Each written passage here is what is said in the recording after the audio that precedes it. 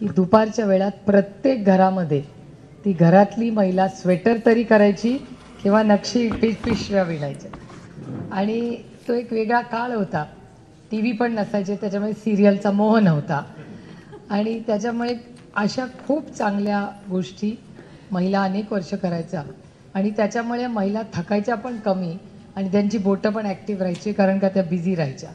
आता आपण फक्त रिमोटच दाबतो, त्याच्यामुळे आपलं काय काय दुखायला लागलं. पण मला खूप आनंद वाटतोय की महिलांच्या माध्यमातून, ताईंच्या प्रयत्नातून वैशालीताई आणि त्यांची सगळी एवढी मोठी टीम आहे जे अत्यंत उत्तम काम महिला सबलीकरणबद्दल करते. मी वैशालीताई तुमचा आणि तुमच्या टीमचं मनपूर्वक आभार मानते, कौतुक करते. मी आता प्रशांत दादाचं भाषण ऐकत होते. मला कळत नव्हतं की उसकी हिम्मत की दाद देनी चाहिए कि क्या.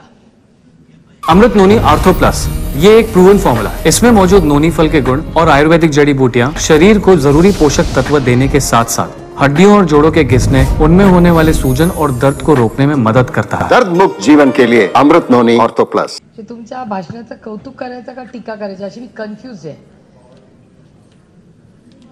असं नाही, पण गंमत वाटत होती की ते आपले बसले होते, त्यांनी तर काही चूक केली नव्हती. पोलीस ठाण्यावर त्यांनी काही केलं नाही तरी त्यांच्यावर केस झाली. त्यांची आपल्या वहिनी त्यांना म्हणत होत्या, म्हणजे त्यांना हिम्मत देत होता की पोलीस स्टेशनला यायचं का घरीच येत आहे जेवायला.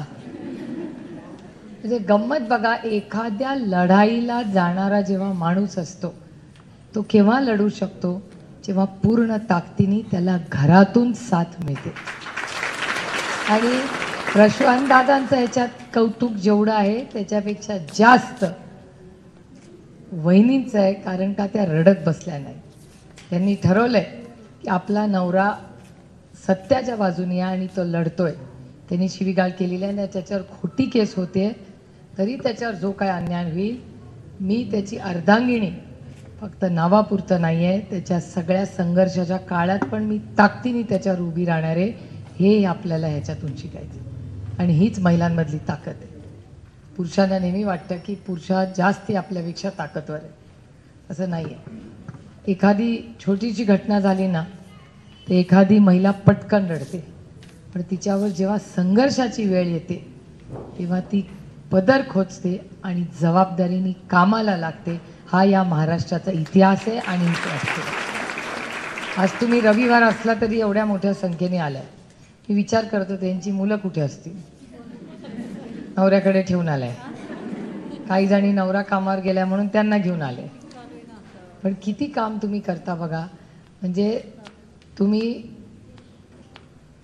कामही करता, रविवारची सुट्टी करता, म्हणजे सकाळी उठता, पाणी भरता, नियोजन करता, स्वयंपाक करता, नवऱ्याला ऑफिसला डबा करता, मुलांना घरी शाळेत पाठवता, त्याच्यानंतर स्वतःची कामं करता, बचत गटाची कामं करता, संध्याकाळी परत घरी जाता, परत स्वयंपाक करता, अभ्यास करता. नवरा आला की नवरा रिमोट घेतो, तुम्ही भाकरी करायला जाता. आणि हा सगळा जो त्याग आहे, कदाचित तुम्हाला टी व्ही सिरियल पाहिजे असेल, पण तेव्हा नवऱ्याचं क्रिकेट चालू असतं. मग क्रिकेट पाहिलं जातं का सिरियल? पण मग तो त्याग तुम्ही करतात. आणि अखंड प्रत्येक महिलेला असं वाटत असतं की मी कमी जेवले, मी त्याग केला. याचा अर्थ मी एक आदर्श माता आहे. मला तुम्हाला सांगायचं आहे, आदर्श म्हणजे तो आदर्श नाही. तुम्हाला कळलं ना? आदर्श म्हणजे चांगलं, पण आदर्श माता म्हणजे फक्त जी त्याग करते अशी नाही. खरी आदर्श माता आहे जी त्याग करत नाही, पण स्वतःचीही काळजी घेते आणि कुटुंबाचीही काळजी घेते. स्वतः पहिलं स्वतःवर प्रेम करायला शिका. जेव्हा स्वतःवर कराल तेव्हा दुसऱ्यांवर जास्त करू शकाल. त्याच्यामुळे मी ताईंना, वैशाली ताईंना विनंती करीन की आपल्या ह्या सगळ्या जो ग्रुप आहे, पहिलं त्याचं एक मेडिकल सर्टिफिकेट आहे का ते करायला पाहिजे. आणि आपल्या सगळ्यांसाठी हेमोग्लोबिनचा एक कार्यक्रम आपण सगळे मिळून तुमच्यासाठी करू. आणि सर्वायकल कॅन्सरचा, कारण का कामं होत राहतील, विकास होत राहील, कामं होत राहतील. ब्रिज येईल, मेट्रो येईल, पण माझी कंबर जेव्हा दुखते ना तेव्हा ना तो मेट्रो माझ्या कामाची आहे ना माझ्या. तेव्हा मला असं वाटतं आता बस, आता मी नाही काही करू शकत. तेव्हा ना तो रस्ता ना मेट्रो कोणी माझ्या कामाला येत नाही, ना मुलं शाळेत असतात, नवरा कामावर असतो. तेव्हा ते दुःख आणि सहन आपल्यालाच करायचं असतं.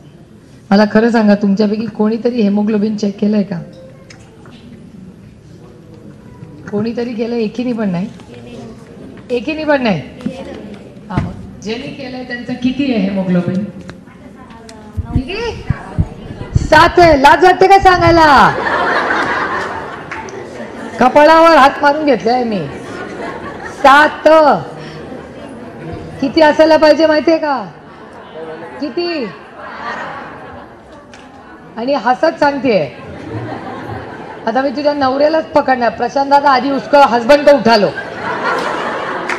अभी उसको पहिला फायरिंग देंगे. बाकी कोणाचं आहे अजून? वा वा वा वा वा वा, काय कौतुकाने सांगते. नाही नाही, किती कौतुकाने सांगते. 8 म्हणजे हिच्यापेक्षा मी गुंजभर पुढे काका. आणि वा वा वा, हिची दृष्ट काढा. किती? 11, 11, 8, 7, 12. वा वा वा, हिच्यासाठी काका टाळ्या वाजवा. 11.5. कुठे? दादांना इंग्लिश स्कूल काकांमध्ये 11.5. असं बोलू नका, सगळ्या उद्या काकांच्या दारात उभ्या राहतील नोकरी द्या म्हणून. दुसरं आणि अय्या, हिचा सत्कारच करा. ही 5 आहे. 5 आहे उसका. मग चक्कर येऊन पडली का नाही?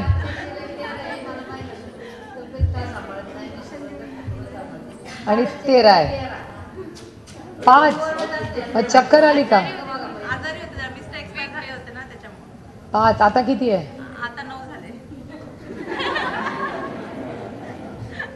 आपण असं करूया, आपल्या राष्ट्रवादी काँग्रेस पक्षामध्ये आता नियम करूया की, खरंच सांगते काका, की वर्षातून एकदा आपण पक्षानेच हेमोग्लोबिनचा कार्यक्रम घेतलाच पाहिजे. हे आपण करू.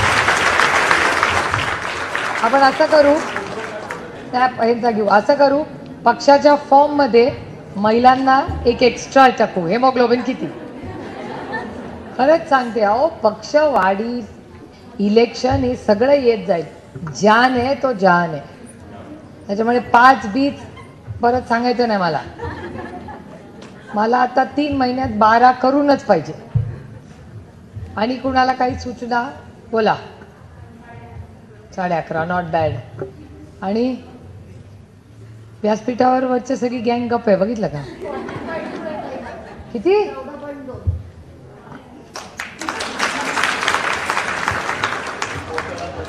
11, 11, 11, 14, 13, 12, 10. तुम्ही बघताय या सगळ्या ॲक्टिव्ह महिला आहेत. त्यांच्या प्रत्येकीचं हेमोग्लोबिन 10च्या वरती, म्हणून त्या पळापळ करू शकतात. 8 आणि 7 असलं तर चक्कर. आता हे दुखतंय आणि ते दुखतंय. तिला कार्याध्यक्ष पद देणार आहे.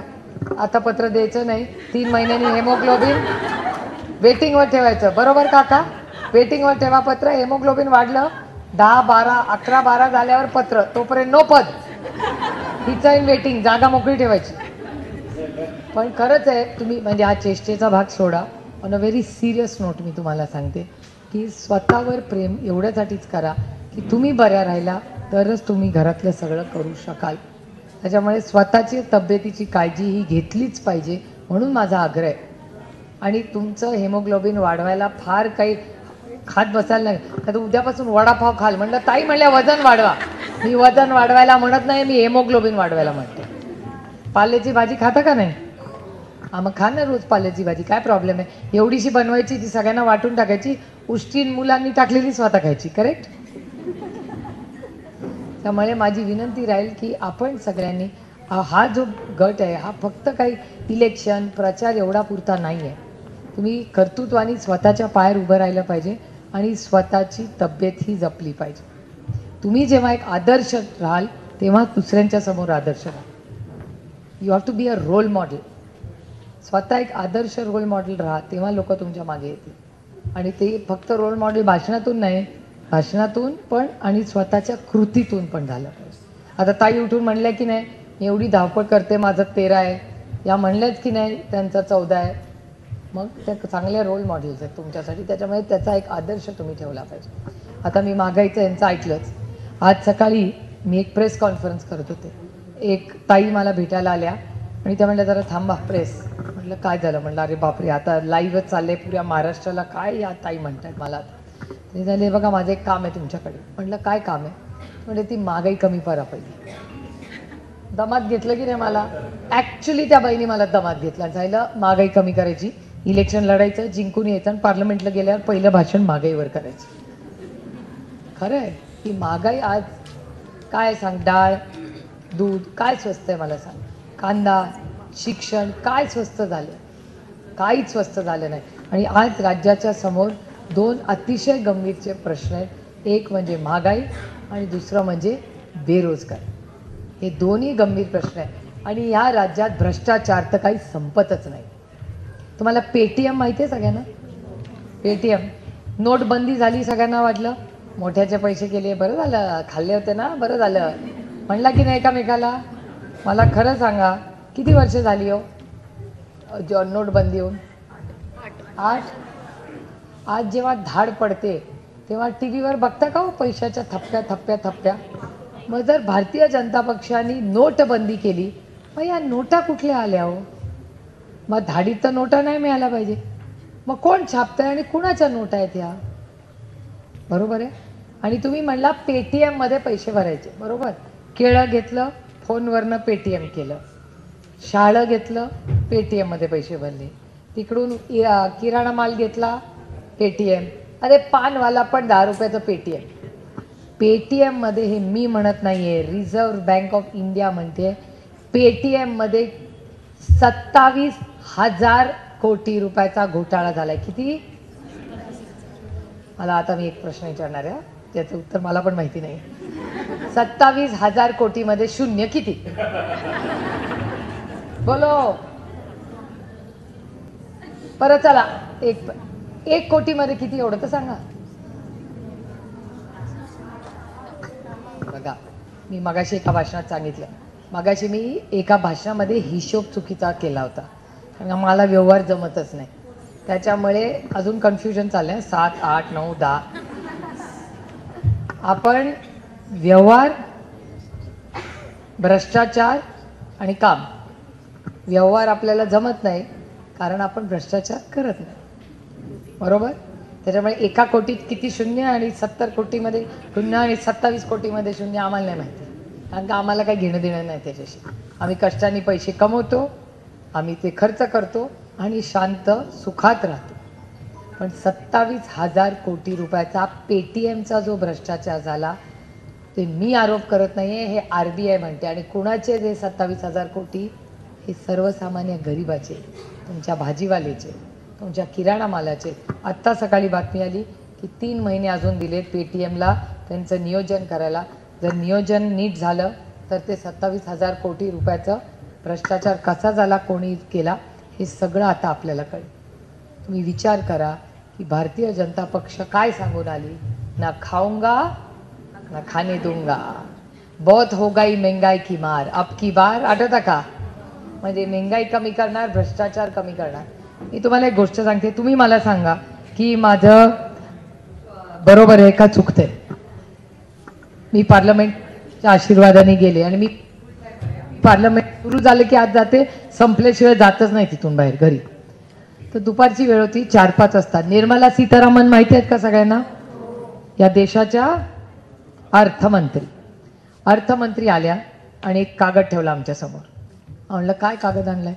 तर म्हणले हा काँग्रेसचा भ्रष्टाचार आम्ही आणलाय.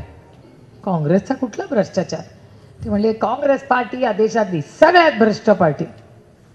असं आम्हाला वाटत नाही. ठीक आहे, मनमोहन सिंग साहेबांच्या वाली एवढा भ्रष्टाचार केला, हा घ्या त्याचा पांढरा कागद, असं म्हणून आम्हाला दाखवला. म्हटलं द्या बाबा, अभ्यास तर करू दे. ते म्हणले याच्यावर उद्या चर्चा होणार. होय, आम्हाला माहिती होतं त्याच्यात काही नव्हतं, आम्ही आपलं चाललं. त्याच्यात लिहिलं होतं आदर्श घोटाळा. कुठला आदर्श घोटाळा बघितलं, ठीक आहे राहू दिलं. म्हटलं आता उद्या बघूया काय भाषण करतात. आणि ही झाली गुरुवारची गोष्ट. झाला शुक्रवार. शुक्रवारी 11:15 वाजता भारतीय जनता पक्षाचे खासदार उभे राहिले आणि म्हणाले या देशामध्ये विधवा महिलांचा पैसा घेऊन भ्रष्टाचार जर कोणी केला असेल तो काँग्रेस पक्षाने केलाय आणि त्याला जबाबदार आहेत अशोक चव्हाण. मी म्हणत नाहीये काका, गैरसमज नसावे. तुम्हाला वाटतं मी आरोप केला. मी आरोप केलेला हा भारतीय जनता पक्षाने अशोक चव्हाणांचं नाव घेऊन केला. झाला गुरुवारी कागद, शुक्रवारी आरोप, शनिवार रविवार काही नाही. रविवारी सकाळी 7:30ला मी टी व्ही लावला. घरातून निघताना काय बातम्या आहेत बघायला. ज्ञानदा नाव माहिती आहे का सगळ्यांना? ABP माझा येते 8 वाजता सकाळी, माहिती आहे ना ज्ञानदा. ब्रेकिंग न्यूज म्हणलं हिची कसली ब्रेकिंग न्यूज सकाळी 7 वाजता. तर म्हणे अशोक चव्हाण नॉट रिचेबल.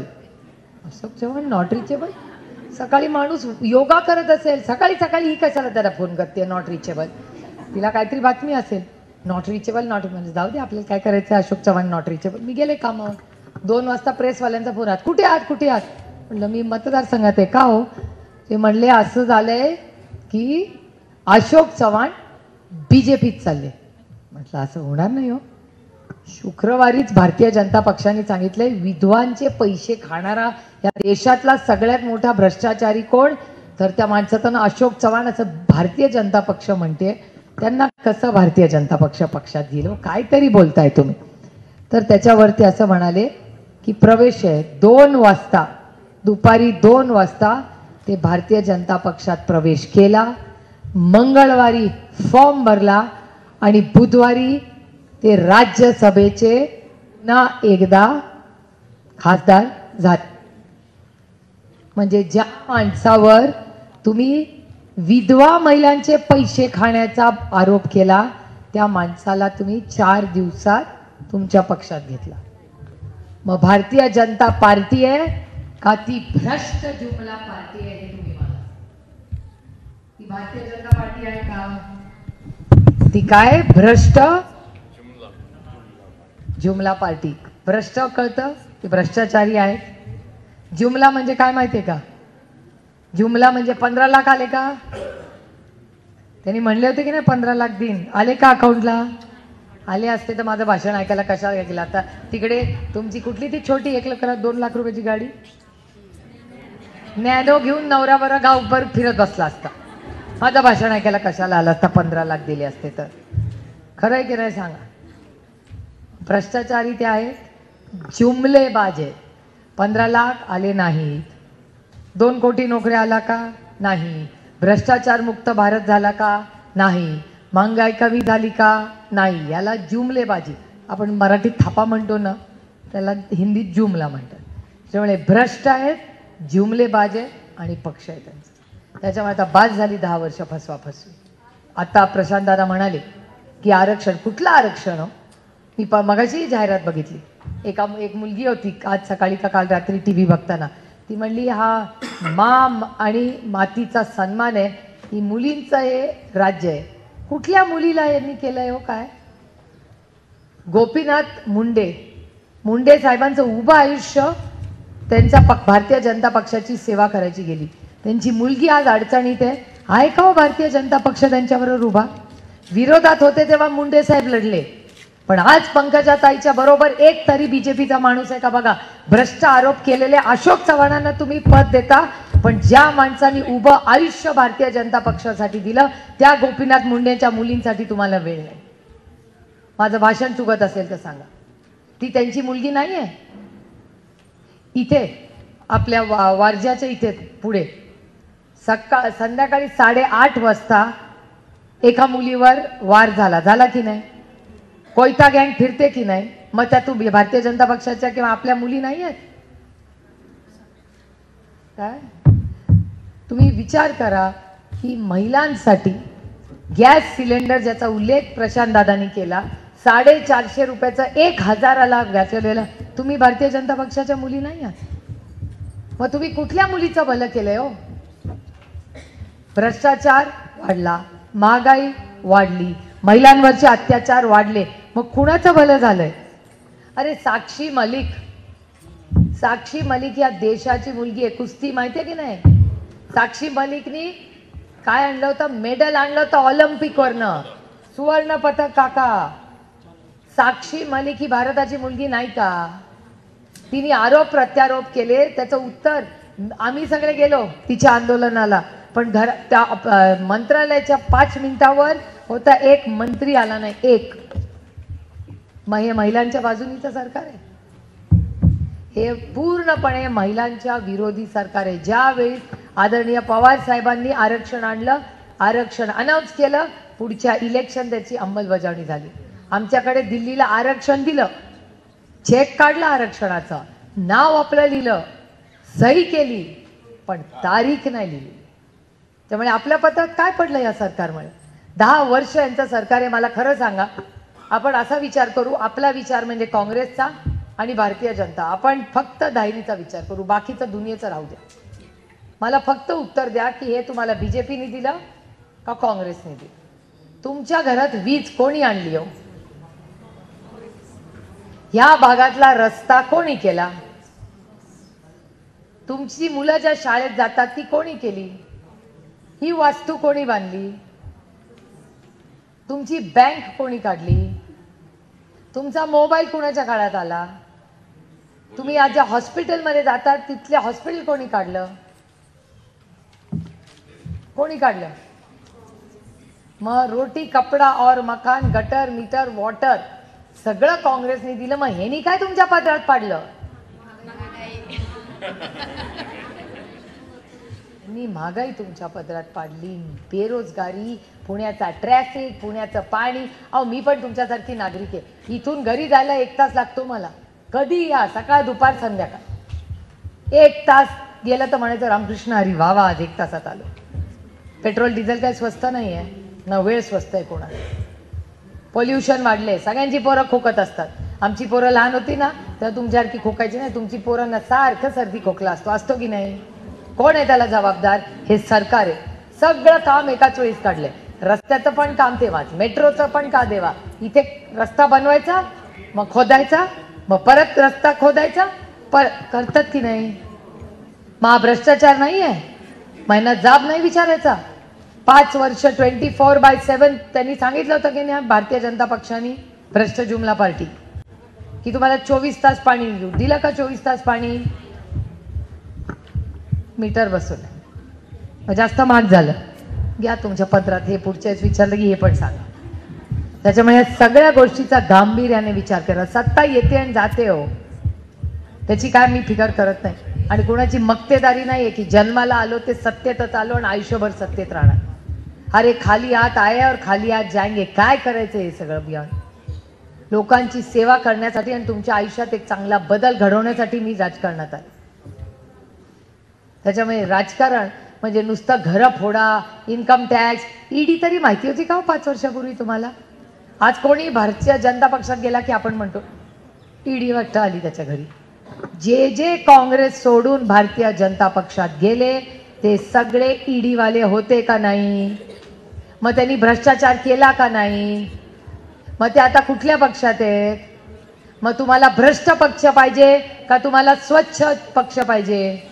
मग जर स्वच्छ पक्ष हवा असेल तर तुम्हाला आज नंतर तुतारीच्या मागेच उभा राहावं लागेल, कारण का ही एक नवीन नांदी आहे. मी 15 वर्ष काम करते या राज्यात, 15 वर्ष खासदार आहे. भारतीय जनता पक्ष पण म्हणतं की सुप्रिया सुले की सबसे बड़ी ताकत मेरी ईमानदारी आहे. हे माझे विरोधक पण मान्य करतात. माझं घर नाही चालत माझ्या खासदारकीवर, कशाला चालायला पाहिजे? आणि मी माझ्या नवऱ्याला सांगितलंय, नवऱ्याचं काय काम इकडे? आमचं लग्न म्हणजे आतिक्या खंडाला, खंडाळ्याच्या खाली नवरा आणि वरती तुम्ही. त्याचं काय इकडे तिकडे जाय? कशाला माझ्या नवऱ्यानी? तुम्हाला असं पाहिजे की माझा नवरा येऊन भाषण करेल, चालेल का? पार्लमेंटमध्ये नवरा जाणार आहे का मी जाणार आहे? नवऱ्यांनी कॅन्टीनमध्ये बसायचं, माझा नवरा येत नाही. पण ज्या नवऱ्याला उत्साह आहे ना त्यांनी यायचं पार्लमेंटमध्ये, बायको आत गेली की कॅन्टीनमध्ये बसायचं पर्स घेऊन. चेष्टा नाही करत, आय एम सिरियस. मी चेष्टा करत नाही आहे. पार्लमेंटमध्ये नोटपॅड लागतो मॅडम, पर्स नाही लागती. पर्समध्ये कुठे पैसे देणार आहोत? तिथे नोटपॅड आणि पेन किंवा आयपॅड लागतो आणि मग पार्लमेंटमध्ये जाता येतं. आणि नवऱ्याला त्या एरियामध्ये तिथे कुठे अलाउड नसतं, कॅन्टीन में भेटो. मग तुम्हाला कसा पाहिजे खासदार? जो तिथे बोलणारा पाहिजे का नवरा बोलणारा पाहिजे? सदानंद सुळे चालतील का? सदानंद सुळेंना पाठवते, भाषण करतील, द्याल का मला मतं? कुणाकडे बघून मतं देणार, मी का सदानंद सुळे? जाणार कोण तिथे? त्याच्यामुळे विचार करून मतदान करा. कितीही सदानंद सुळेंनी उत्तम भाषण केलं तरी शेवटी पार्लमेंटमध्ये मला जाऊन बोलायचं, विषय मला तिथे जाऊन मांडायचे आणि तिथे लढायचं पण मलाच आहे. तिकडे तुमची ही मागायचे बोलताय ना तुम्ही, महाराष्ट्रामध्ये 48 खासदार आहेत, 10 विरोधातले, 38 त्यांच्या बाजूचे आहेत. 38 पैकी एकाने तरी 5 वर्ष महागाईचा म तरी काढलाय का? चुपचाप बसतात आणि तिथे फक्त त्यांच्या प्रधानमंत्र्यांचं कौतुक करत बसतात. त्यांचा महागाईशी काही संबंध नाही, बेरोजगारीशी काही संबंध नाही, कोयता गँगशी काही संबंध नाही, वारज्याच्या ट्रॅफिकशी काही संबंध नाही, सिंहगडचं मेट्रोचं काम नाही झालं तरी काही संबंध नाही. ते आपलं जय जयकार करत बसणार तिकडे. आणि ते पण सांगितल्यावर इशाराला टाळी वाजवा की टाळी वाजवा, उभं म्हटला की उभं. बस हम लोग ऐसा नहीं करते. आम्हाला ही लोकशाही आहे, दडपशाही नाही चालणार. लोक भीती दाखवतात, फोन करतात, बस हम डरने वाले नाही आहे. आरेला आम्हाला कारेही म्हणता येतं, पण आम्ही म्हणत नाही आहे, कारण का आम्ही प्रभू श्रीरामाचं नाव नुसतं घेत नाही, मी मर्यादा पुरुषोत्तम रामाचं नाव घेऊन काम करते. त्याच्यामुळे मला माझी एक महिला म्हणून मर्यादा माहिती आहे. मी एक सुसंस्कृत मराठी मुलगी आहे. मी रामकृष्ण हरी आणि म्हणून रामाचं नाव माझ्या तोंडात असतं. हरिमुखे म्हणा, हरिमुखे म्हणता ना, मग हरीचं नाव जर मुखात असेल तर चुकीचं बोलालच कसं? बरोबर आहे ना? प्रियांकाने अप्रुव्हल दिलंय मला की माझं भाषण बरोबर चाललं. त्याच्यामुळे ह्या वेळीस मतदान करताना विचार करून मतदान करा. कुणाला तुम्ही मतदान करता? जर तुम्ही ही तुतारी कसली, ती तुतारी, ही तुतारी एक नांदी आहे. कशाची नांदी आहे? ही भ्रष्टाचाराच्या विरोधातली नांदी आहे, ही महागाईच्या विरोधातली नांदी आहे, ही बेरोजगारीच्या विरोधात आम्ही लढणार आहे त्याची नांदी आहे. आणि 3 कार्यक्रम घेऊन आम्ही कामाला लागलो. सेवा, सन्मान आणि स्वाभिमान. सेवा मायबाप जनतेची, सन्मान महिलांचा, शेतकऱ्यांचा आणि ज्येष्ठ नागरिकांचा, आणि स्वाभिमान तुमच्या आणि माझ्या महाराष्ट्राचा. त्याच्यामुळे आपला जे काही भूमिका आज आहे ही महाराष्ट्रासाठी आहे. आणि दिल्ली समोर आजपर्यंत महाराष्ट्र कधीही झुकलेला नाही. त्याच्यामुळे मी छत्रपतींचं नाव घेऊ शकते. जे आता छोट्या छोट्या कामासाठी दिल्लीला पळतात ना, तुमको छत्रपती का नाम लेने का अधिकार नाही. त्याच्यामुळे ही तुतारी आहे, ही सेवा, सन्मान आणि स्वाभिमानाची आहे. आणि मी एक स्वाभिमानी मराठी मुलगी आहे. तुमच्या आशीर्वादामुळे दिल्लीत माझा नंबर पार्लमेंटमध्ये पहिला येतो आणि ते मार्क माझे वडील देत नाहीत मला.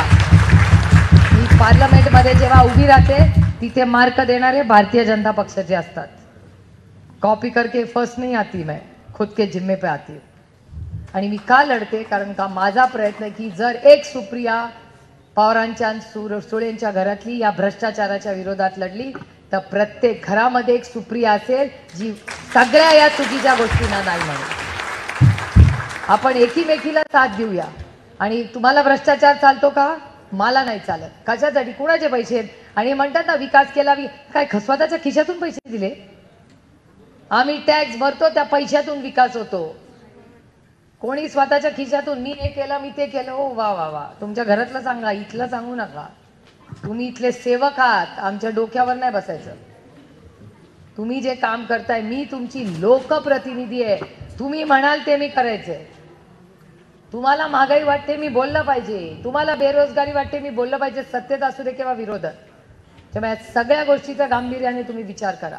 लोक येतील, जातील, जाहिराती येतील, पण शेवटी आपल्या सुखदुःखात कोण असतं आणि कोण आपला लोकप्रतिनिधी म्हणून दिल्लीला बसेल, अशाच व्यक्तीला मतदान करा आणि मेरिटवर करा.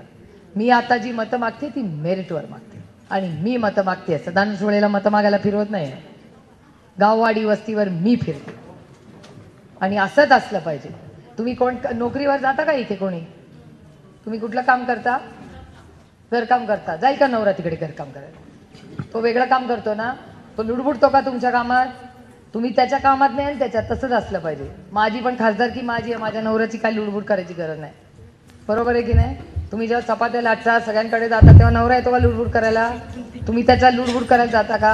हां, त्याच्यामुळे सदानंद सुळे तुमचं आमच्यासारखं ते माझं सदानंद आतिक्या खंडाला त्यांनी मुंबईतलं करायचं आणि मी इथलं बघायचं. खरंच आहे. कारण का अशाच व्यक्तीला मतदान करा जो स्वतः पार्लमेंटमध्ये उभा राहील आणि तुम्हाला न्याय देईल. आणि माझा तुम्हाला ट्रॅक रेकॉर्ड माहिती आहे.